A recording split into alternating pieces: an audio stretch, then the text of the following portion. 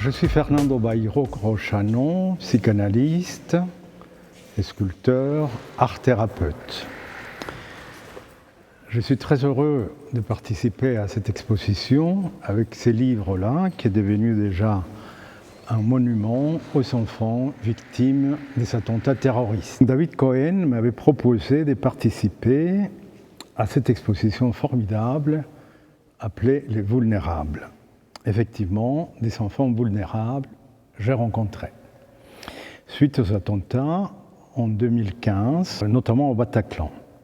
Mon cabinet se trouve pas loin de la Bastille, donc j'étais tout près.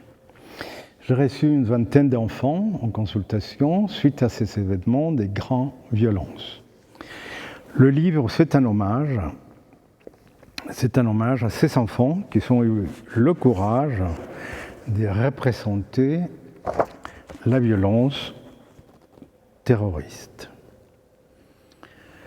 Ces livres-là aussi, c'était les résultats des rencontres, notamment avec Charles Melman, le grand psychanalyste décédé il y a peu. Nous avons rencontré aussi Anne Vidot, directrice de l'EPHEP, et la maison d'édition Langage. Donc l'idée, c'était de produire un livre qui soit vraiment un hommage à ces enfants courageux qui sont osés dire plus que les adultes à l'époque sur l'impact d'une telle violence. La psychothérapie est basée souvent sur la parole, mais du moment que l'enfant traumatisé ou n'importe qui a subi une violence, le mot lui échappe.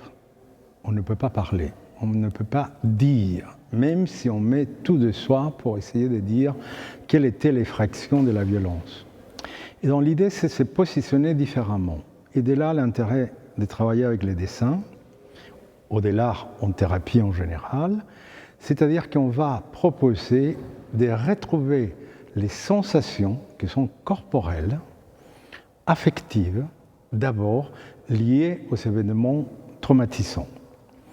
Une fois que cette question est cernée, on va donner des images à ces sensations corporelles, ce qu'on appelle les signifiants sensoriels. Grâce à ce travail avec les enfants, je fais une approche théorique, un apport à la psychanalyse contemporaine autour des signifiants sensoriels. Comment les psychanalystes peuvent commencer à entendre, pas les mots, sinon les signifiants sensoriels, qui vont donner des images. On parlait tout à l'heure de la couleur, de la tonalité, de la figuration. Avant tout, sont des images psychiques, des sensations corporelles internes. Une fois que l'image est là, on peut en parler. On peut en parler de ce qui s'est passé, de ce qui va advenir.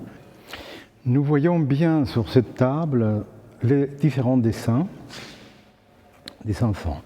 Alors l'idée, c'est qu'avant les dessins, qui sont très expressifs, il n'avait rien. N'est-ce pas ? Il a un écran blanc. Et donc la proposition de figurer dans cette page blanche a un sens. Il a un sens thérapeutique. C'est-à-dire que l'enfant, à partir et les thérapeutes, ensemble, vont partir des sensations corporelles et les plasmer en tant qu'image. Et cette image va venir exprimer ce que l'enfant porte en lui comme tension, comme crispation. N'est-ce pas ? On va dire ce qu'on appelle le stress post-traumatique. Vont sortir dans les langages de couleurs, le rouge, le noir, l'argenté, surtout les noirs et les rouges, dans lesquels la violence et la mort va être signifiée au thérapeute et à l'enfant lui-même. L'intérêt de faire des dessins dans l'art-thérapie,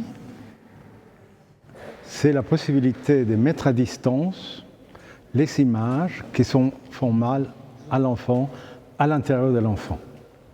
Cet ensemble de dessins et les textes qui accompagnent les livres et l'analyse des dessins, la présentation et l'analyse des dessins, 10 ans après les attentats, est un hommage à Charles Melman.